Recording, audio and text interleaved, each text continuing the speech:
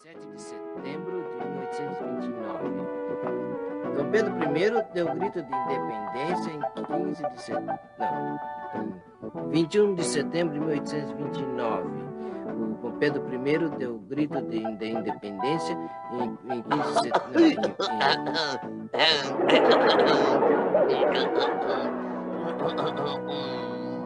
Quê?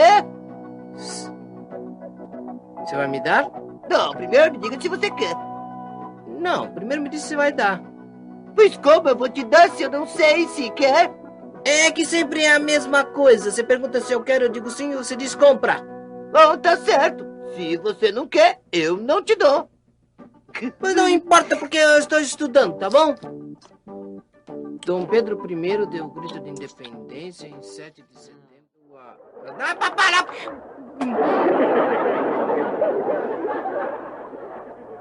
Você não vai com a minha cara?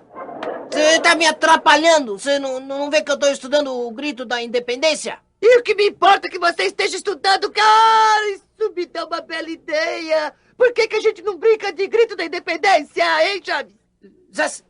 Que eu era Dom Pedro e que então eu tava... Tá legal! E eu era Dom Pedro II. Aí que... Não, mas Dom Pedro II não é do grito da independência. Ah, eu sei que não é do grito da independência, mas é da Guerra das Galáxias. Também não. É da Guerra Fria? Da Guerra Morna? Da Guerra Quente, aquela... Da Guerra Fervente? Então não deu. Dom Pedro II não é dessa guerra, é da Guerra do Paraguai. Bom, então, você era José Bonifácio. E você era o Pica-Pau! Não seja bobo. Você, por acaso, não estudou o grito da independência e não sabe quem foi José Bonifácio? José Bonifácio? Um jogador de futebol? De basquete? De futebol de salão, isso sim, não tem dúvida. Vai me dizer que também não é de beisebol nem nada. Quem sabe ele joga vôlei? Mas não deu. Pois José Bonifácio, para que saiba, foi um herói da independência do Brasil. Ficou famoso porque foi quem aconselhou tudo a Dom Pedro. Bom, Dom Pedro não queria ouvir o que ele dizia. Então ele explicou, agarrou uma pedra bem grandíssima, colocou assim nas costas e andarilhou até a porta. Andou, burro! Isso, andou burro de tanto carregar a pedra, não é? Ah, sim, foi mesmo. Ei, Chaves, estão brincando de quê? Estamos brincando de grito da independência. Ai, que bom, que legal. E você, quem era? Eu era Dom Pedro. E o que faz? Monta um cavalo, marcha, atira, o quê? Espera. Eu vou pegar, tá aqui meu cavalo. Chaves, montado na vassoura, você parece mais a bruxa de 71. Olha, a gente não ia brincar de grito da independência? Isso, sim, é. Então combinado. Então eu era o Dom Pedro, o Kiko era o Tiradentes e... Não, eu era José Bonifácio. Bonifácio. Pois é, isso aí que eu disse. Pois é que eu me enganei. O que eu queria dizer, na verdade, é que a Chiquinha, então, vai ser a Princesa Isabel. Não, é melhor o Kiko. E eu por quê? Eu sou homem. Eu sei, mas você não lembra que a Princesa Isabel estava retratada na moeda de 5 centavos? Sim, daí? É que você vale mais ou menos 5 centavos. Você não vai com a minha cara! Eu vou contar pro meu papai que você me bateu. Como a mulher é fácil ser valente. Agora eu quero que você lute comigo se você for homem. Foi você quem pediu, hein?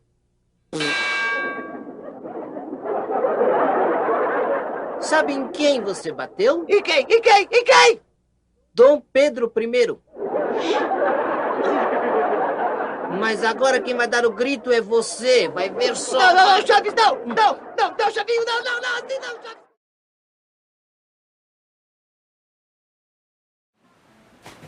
A história da saúde do Brasil pode ser contada a partir do descobrimento.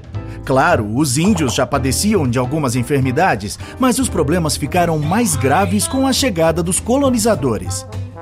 Foi lá, 500 anos atrás, que começamos a busca por soluções para as questões de saúde dos brasileiros. Terra vista!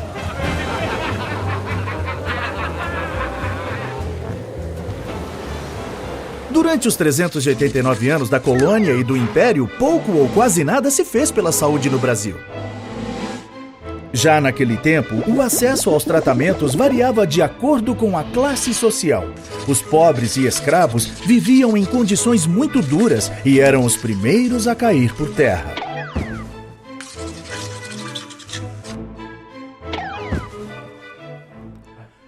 Já os nobres e os colonos brancos com posses tinham acesso aos médicos e remédios da época, e assim, maiores chances. De Portugal nada mais temos a esperar, senão escravidão e horrores. Decida-se, Vossa Alteza, o quanto antes, porque em resoluções e medidas de água morna, para nada mais servem. Cada momento perdido é uma desgraça.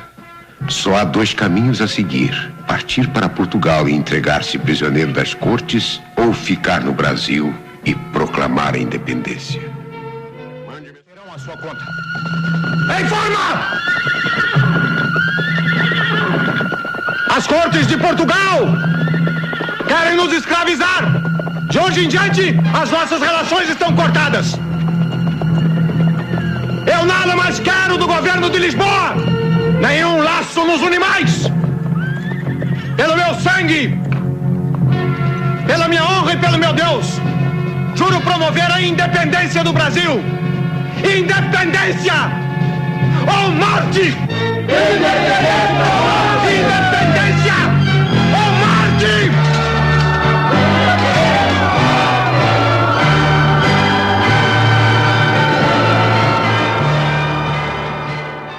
É hora de arrumar a casa. O Brasil tá uma bagunça pior que a bagunça do seu quarto. Vai vendo. Os índios estavam aqui de boa, comendo uma mandioca, comendo um jabuti, fumando um tabaquinho. E aí chegaram uns barbudos sem noção, sem pedir licença, dominaram a parada e começaram esse jogo chamado Brasil. Então o Brasil vai ser colônia de Portugal por 315 anos. E aí tem mais 7 anos de Reino Unido. E finalmente agora é nós que manda na parada. Bom, a elite, mas de qualquer forma a gente tá independente. São 67 anos agora de império. Como o Dom Pedro I iniciou essa primeira etapa, esse primeiro reinado, a gente vai chamar esse período de Primeiro Reinado. Surpreendente o nome. Dom Pedro I vai governar o Brasil por só 9 anos. Nesses 9 anos vai ser muito difícil porque ele vai tentar organizar esse recém-nascido Estado Nacional, ou seja, ele vai arrumar a casa. Brasil, país gigante. América Portuguesa, a gente só tem um país, a gente ficou unido. A elite do Brasil pensava igual. Naquela época não tinha ainda partido político como os de hoje, mas quando Dom Pedro I chama os ministros para organizar a nossa primeira Constituição, isso em 1823, já começa a ter disputa entre os 3 grupos da elite que pensavam diferente entre si. Quer ver? O primeiro grupo, que tinha mais gente, a maioria deles, eram os chamados liberais federalistas. Liberal porque eles queriam uma liberdade econômica, eles queriam mais poder na mão dos empresários que estavam em cada região diferente do Brasil. Muita calma. Primeiro grupo, então, dos 3 grupos que divergiam suas ideias é o grupo dos liberais federalistas. Você vai ter o segundo grupo. Esse segundo grupo é formado pelos conservadores dos conservadores. Eles eram chamados de absolutistas. Esses caras, eles queriam a volta de um Brasil colônia, ou se já não dá mais para o Brasil voltar a ser colônia, pelo menos que o poder fique todo na mão da corte. Por que isso? E você também vai ter o terceiro grupo que fica entre os dois. Não é nem liberal federalista, os radicais, e também não é assim super conservador. Esses caras ficam no meio. O líder desse grupo que fica no meio é o José Bonifácio de Andrada, irmão dos outros 2 Andradas. Esses irmãos Andradas têm muito poder, eles são de São Paulo. E todo esse grupo vai ser chamado de Os Bonifácios, porque o líder é o José Bonifácio. E o que eles queriam? Eles queriam um poder centralizado, mas não tanto quanto os absolutistas. E eles queriam uma certa liberdade para os empresários do Brasil, mas não tanta liberdade quanto os liberais federalistas. Por isso que eles ficam no meio dos dois. E o Dom Pedro I nessa história? O Dom Pedro I olha para um, olha para o outro e olha para o terceiro e pensa: eu não sou assim muito chegado de nenhum dos três. Não confio em vocês. Tanto que durante as reuniões dessa Assembleia Constituinte, o Dom Pedro I manda o exército ficar ao redor desse prédio com só 7.000 baionetas. Então esses ministros, desses três grupos divergentes entre si, mas não muito, porque todos eles eram da elite de alguma maneira, era tudo playboy. Tanto era playboy que eles estavam decidindo o seguinte: não vai ser qualquer um que vai votar nesse Brasil não. Só vai votar quem tiver grana, quem tiver terra, quem tiver alqueire de mandioca. 150 alqueires de mandioca para você poder votar em alguém, que esse alguém sim vai escolher um deputado. Olha que loucura, né? Então, além do voto ser censitário, o voto também era indireto. E pessoal, para você conseguir escolher alguém, que esse alguém escolheu o deputado, você precisava ter 150 alqueires de plantação de mandioca. E para você poder realmente ser um deputado, aí precisa ter 250 alqueires de mandioca, de plantação. E é por isso que a gente chama essa Constituição de Constituição da Mandioca. Só não tava tudo beleza, porque entre esses três grupos... Enfim, o Dom Pedro I dissolveu essa Assembleia e ele próprio criou uma Constituição do jeito que ele queria. Chamou os parça dele, fez a Constituição do jeito que ele gostava e publicou essa Constituição no dia 25 de março de 1824. E galera, essa primeira Constituição, então, ela não é promulgada, ela não vem de baixo, ela vem de cima. Então ela é outorgada, ela é autoritária, ela é monárquica, ela é centralista. Manuel de Carvalho Paz de Andrade. Esse é o cara da aula de hoje. Manuel de Carvalho Paz de Andrade. Esse cara aproveitou então esse momento que ele foi punido para ir para os Estados Unidos. E adivinha, mais um que volta de lá, super paga-pau dos gringos. Quando esse cara, o Manuel de Carvalho, volta para o Brasil já tá todo diferente. O Brasil já é independente. E no lugar das capitanias hereditárias, ele vai encontrar províncias, que são como os estados de hoje.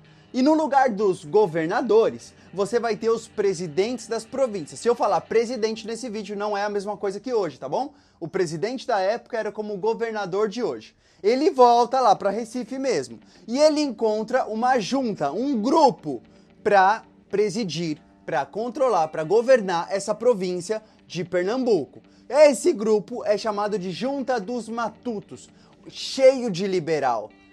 Boa notícia para ele. Essa Junta dos Matutos estava cheia de liberal, e esses liberais estavam só de olho no presidente da província da época, que era um tal de Francisco Paes Barreto. Esse cara não era liberal. Então a Junta dos Matutos botou tanta pressão nesse cara, que esse cara já estava com medo, já estava dormindo mordendo a fronha. Então esse cara apavorado vai renunciou. A Junta dos Matutos, na surdina, vai eleger o Manuel de Carvalho Paz de Andrade para ser o novo presidente da província, o que não tinha nada a ver com o costume da época, cara. O costume da época era o Dom Pedro eleger outro cara. Quando o Dom Pedro ficou sabendo disso, falou: pô, esses caras são malandros, hein, velho? Eu que tenho que escolher, não vocês. Ó, suave, porque eu não quero treta com vocês, que eu já vi que vocês são loucos. Então, eu só quero que o Paes Barreto volte. E o Paes Barreto, para de ser morde-fronha, meu filho. O cargo é seu. Vai que eu te dou cobertura, volta lá e governa, fi. Então o Paes Barreto, ele volta e diz: ó, galera, é o imperador que tá pedindo pra eu voltar, hein? Não é nada pessoal, não. Só que a galera fala: não, meu velho, você renunciou, não renunciou? Então tá renunciado. O poder tá na mão do Manuel de Carvalho Paz de Andrade, não no seu. Pedro I dá o primeiro ataque de leve. Ele fala pro seu oficial, seu comandante da divisão naval, né? Ele fala pro John Taylor, que a maioria dos comandantes da época nem brasileiro não era tudo mercenário, vinha de outro lugar. Esse cara veio da Inglaterra. Ó, John Taylor, vai lá e ameaça essa galerinha liberal de que se ele continuar no poder, o Manuel de Carvalho, a gente vai fechar o Porto de Recife. Opa, fechar o Porto de Recife? Aí tá tirando mangue? Aí vai zoar a vida não só de rico, mas de pobre também? Até padre entra na treta. Principalmente o Frei Caneca, que tinha esse apelido porque caneca, né? É porque ele vendia caneca quando ele era moleque. Já mostrando que quando ele era moleque rico ele não era. Origem pobre, o Frei Caneca. E também um outro que chamava Padre Mororó. Ele tinha essa alcunha porque Mororó é uma planta do Ceará que enverga, mas não quebra, cara. Esse Padre Mororó muito louco. Ele proclamou a república já em janeiro, lá em Quixeramobim, lá no Ceará. E ia sobrar pra esses dois padres aí. Dom Pedro é macaco velho na política. Ele percebe que esse movimento não é só de elite como a Revolução Pernambucana de 17. Ele percebe que esse movimento tem elementos populares. Padres que escrevem em jornais. Esses padres são muito influentes, o Frei Caneca e o Mororó. E todo mundo tá lendo esses jornais. Então o Dom Pedro sagaz fala, ó, a gente tá em abril de 1824. Vamos apaziguar a situação. Nem pra mim, nem pra vocês. Vocês não vão com a cara do meu parceiro, o Paz de Barreto. E eu não vou com a cara do parceiro de vocês, o Manuel de Carvalho Paz de Andrade. Então nem pra mim, nem pra vocês. Vamos colocar um terceiro, uma opção. José Mairink, mineiro, liberal, da trupe de vocês. O que vocês acham? Ô Dom Pedro, o que você não consegue entender, meu amigão, é que o problema não é o nome de quem você escolhe. O problema, Zé, é que você sempre quer escolher o cara, não deixa a gente escolher o nosso próprio líder.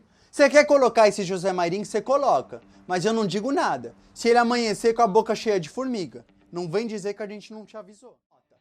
Primeira característica, então, da Confederação do Equador. Nós queremos outra Assembleia Constituinte, uma que você não dissolva. Não gostamos dessa sua Constituição, ela é muito autoritária. Não gostamos do seu poder moderador. Não gostamos do fato de que os senadores nessa Constituição sua têm poder vitalício. Não gostamos dessa sua postura autoritária de escolher os nossos presidentes provinciais, que nem daqui não são, nem conhecem a treta da quebrada. Pernambuco vai ficar super tenso nos meses de maio e junho. No dia 22 de junho, o John Taylor, comandante da divisão naval, faz um ataque surpresa e com sua flotilha. O povão fica maluco querendo vingança e só porque o Manuel de Carvalho pediu calma é que eles matam só 2 portugueses. Nossa, se não, ia matar muito mais. A guerra só não começa aí porque estava rolando o maior boato de que Portugal queria tomar o Brasil de novo. Então o Dom Pedro I tira o John Taylor dali, com sua flotilha, para proteger melhor o Rio de Janeiro e, claro, deixar meio que abandonado o Pernambuco. Os líderes de Pernambuco, percebendo esse abandono, vão chamar o Dom Pedro de o maior pipoca. 2 de julho é o dia da Confederação do Equador, de 1824. O Manuel de Carvalho proclama a independência de Pernambuco, com vilas do Ceará e vilas de Paraíba também. Não esquece, essa manifestação tem participação popular, sim. Só que os líderes só tinham 4 navios para se proteger do imperador. Então, o Manuel de Carvalho paga pau dos gringos, pede para os Estados Unidos ajuda, 6 navios canhoneiros, que nunca chegam, e também pede ajuda da Inglaterra, 2 navios a vapor, que também nunca chegam. E com só 4 navios, é difícil. Para piorar a situação, os liberais que eram moderados ficaram com medinho de morrer. E também estavam escutando uma comenta. O Dom Pedro, percebendo que aquele boato lá de Portugal invadir o Brasil era só um boato, foi pra cima desses caras com tudo. No dia 26 de julho, o Dom Pedro I suspende o habeas corpus. Parece até aquele ato institucional número 5 lá da ditadura. Não sofre muito não. O Manuel Carvalho, muito esperto, ficou então exilado lá na Inglaterra, até que o Dom Pedro I renunciou em 1831, ele volta para Recife, volta a participar da política, fica como senador até a sua morte em 1855. Moral da história, quer fazer uma revolta? Se você for rico, beleza, porque você só vai ser exilado. Agora, se você for pobre, você vai tomar tiro na cara desse cara. 1825 é o ano que a situação pro Dom Pedro começa a piorar. Em 1825, o imperador tem que começar uma batalha que ele não queria muito começar. O pai dele, Dom João VI, tinha ocupado a região da província Cisplatina, que é o Uruguai de hoje. Só que os caras lá do Uruguai começaram a se rebelar. A Argentina aproveitou o momento e ocupou aquela região. Então o Brasil começou a disputar com a Argentina essa região chamada província Cisplatina. Cis porque é desse lado do rio e Platina porque era o Rio da Prata. Então desse lado do Rio da Prata, por isso que chamava província Cisplatina, que é o Uruguai de hoje. Brasil e Argentina então disputam de 1825 até 1828. Muito duras essas batalhas. O Brasil ganhou algumas, como a de Monte Santiago, mas também perdeu outras, como a de Ituzaingó. De qualquer maneira, depois de 3 anos de muita batalha e sem definição de um vencedor, a Inglaterra decide intervir. E em agosto de 1828, ela mesma força uma declaração de paz entre Brasil e Argentina. Dizem os historiadores malvados que os ingleses estavam interessados nessa região e que tem zoião nessa região até hoje, né? Vê a Ilha Malvina. Então, a Inglaterra estava ali naquela região para quê? Para que exatamente nem Argentina nem Brasil tivesse assim muito poder. Se você coloca um país independente ali, pelo menos abre uma nova concorrência e deixa Brasil e Argentina um pouquinho menos poderosos. Dizem os professores malvados, mas professores bons sabem que quando gringos e europeus vêm e intervêm politicamente na América Latina, é sempre para ajudar, é sempre pensando no bem-estar da gente. E quem perdeu, professor? Quem perdeu e quem ganhou a guerra cisplatina? Bom, na verdade, nem Brasil nem Argentina ganharam, porque os dois ficaram sem esse território. Então essa guerra foi uma derrota para todo mundo, mas foi uma vitória para o Uruguai. Viva o Uruguai! E agora, com vocês, o show do Se Liga Nessa História vai perguntar pro Dom Pedro se ele fica ou não fica, se ele sai ou não sai. É com você, Dom Pedro! Tá tudo bem aí, Dom Pedro? Maravilha! Primeira pergunta. Dom Pedro, você troca o velho barreiro por vinho do Porto? Não! Última pergunta valendo! Você troca a fama de herói da independência do Brasil pela fama de carrasco e autoritário que perdeu guerra e voltou para Portugal pela porta dos fundos? Sim! Ganhou! Então, no dia 7 de abril de 1831, o Dom Pedro assina uma declaração de que ele abdica o poder. O mesmo Francisco de Lima e Silva é o que tem também as moral de levar esse documento lá para os ministros e dizer: o cara vai embora. E ele foi mesmo embora para Portugal uma semana depois. Só que coitado, morreu de tuberculose. Porque todo mundo tava naquela, né, de pô, sai o imperador, mas pouca gente pensou. E quando sai o principal, quem que fica no lugar? Quem que fica no lugar? Na época, ficou um bebezinho de 5 anos. Primeiro reinado, fecha a conta. Mas foi você!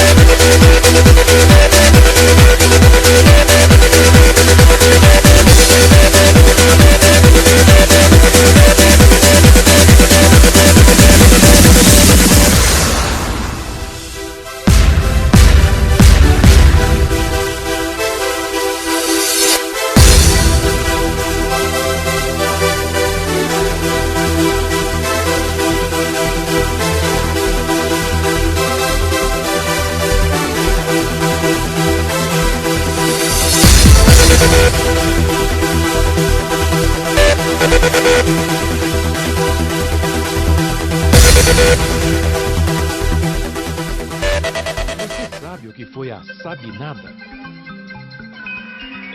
Será que foi um movimento de estudantes contra as avaliações escolares? Uma revolta que ocorreu no Brasil no século XIX? Uma revolta ocorrida entre os sabinos, grupo da Península Itálica?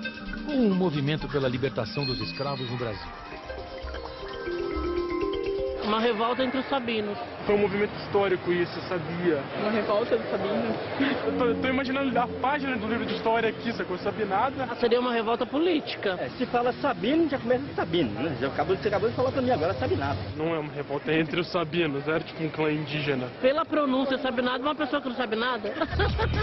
Mas é cada resposta. Acertou quem disse que a Sabinada foi uma revolta que ocorreu no Brasil no século XIX. Como o nosso imperador na época tinha apenas 5 aninhos, foram formadas regências para governar o país. Mas quando decidiram interferir na Constituição, várias revoltas nacionais ganharam força, tornando esse o momento mais conturbado do Império Brasileiro. E a Sabinada foi um dos movimentos que buscavam a autonomia de suas províncias, no caso, a Bahia. O movimento revolucionário conhecido como Balaiada teve hoje o seu desfecho com um confronto de suma importância entre militares e população. Os militares, a mando do coronel Luiz Alves de Lima e Silva, mataram Raimundo Gomes, um dos líderes da Balaiada. E nesse momento o repórter Adeclilson Jacinto nos traz as últimas informações. É com você, Adeclilson. Estamos aqui, direto do Maranhão, no local onde acabou de acabar o último... Tivemos um pequeno problema com as filmagens, né? Bateu aqui imagens exclusivas do momento exato que o confronto, então serão exibidas agora para você com exclusividade daqui do nosso jornal.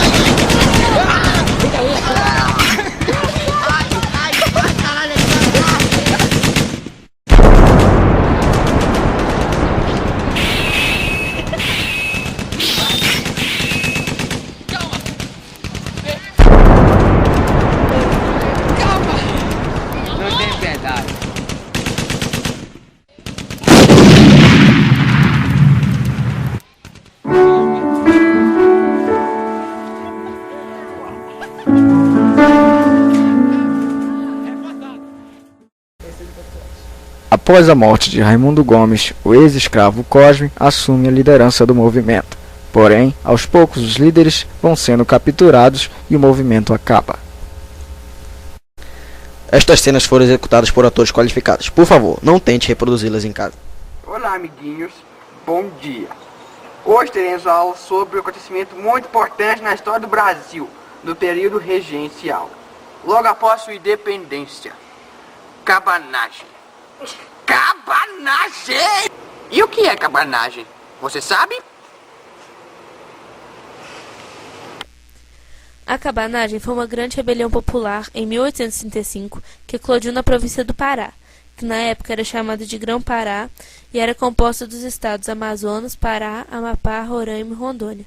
Na época, o Acre não fazia parte do Brasil. Foi assim denominada porque dela participou a população pobre que vivia em cabanas à beira dos rios e que eram chamados de cabanos. Esta população era composta de negros, mestiços e índios, que se dedicavam às atividades de extração de produtos da floresta e que se revoltaram diante da situação de miséria. Os cabanos e os integrantes da elite local se uniram contra o governo regencial nesta revolta. O objetivo principal era a conquista da independência da província do Grão-Pará. Os cabanos pretendiam obter melhores condições de vida. Já os fazendeiros e comerciantes pretendiam obter maior participação nas decisões administrativas. Em 1840, muitos cabanos tinham sido presos ou mortos em combates.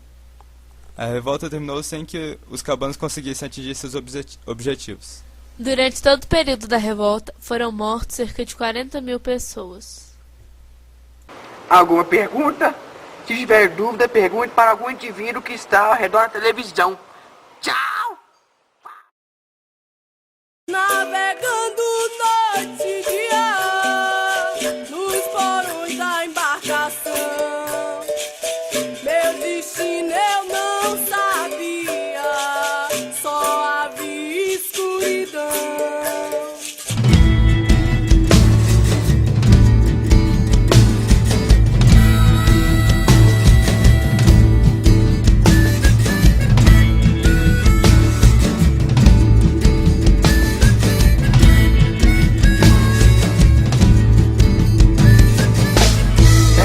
Abaeté, tem um nego mandingueiro, descendente dos malês, povo nobre e guerreiro, faz dali o seu terreiro.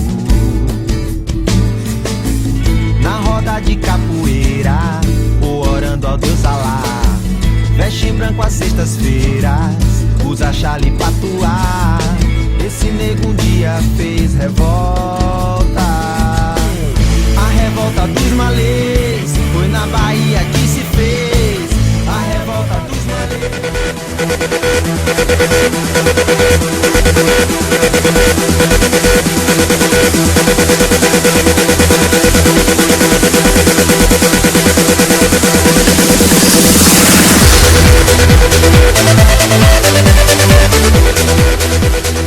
Dom Pedro II no poder.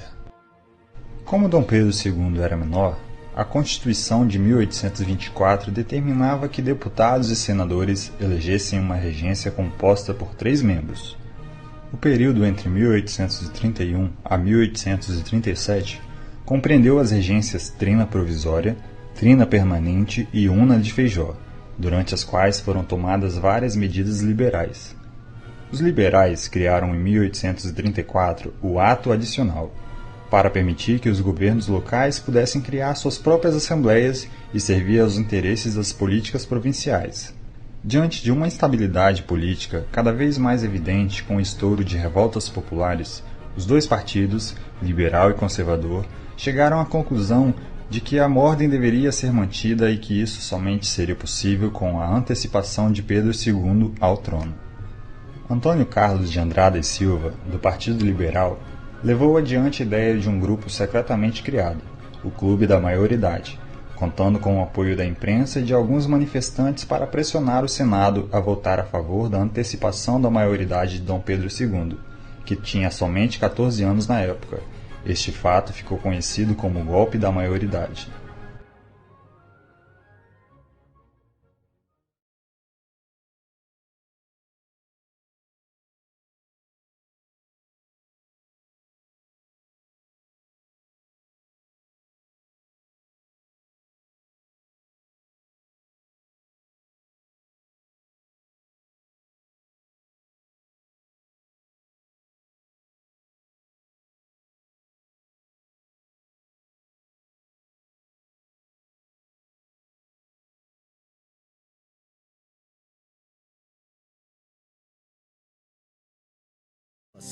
A opção eram as Santas Casas de Misericórdia, implantadas pelos religiosos. Mas os hospitais viviam na pobreza e, na maioria das vezes, os tratamentos não iam além da canja de galinha e da caridade. Os doentes recorriam aos curandeiros ou similares, na época, os grandes conhecedores das terapias de cura e do poder das ervas medicinais brasileiras.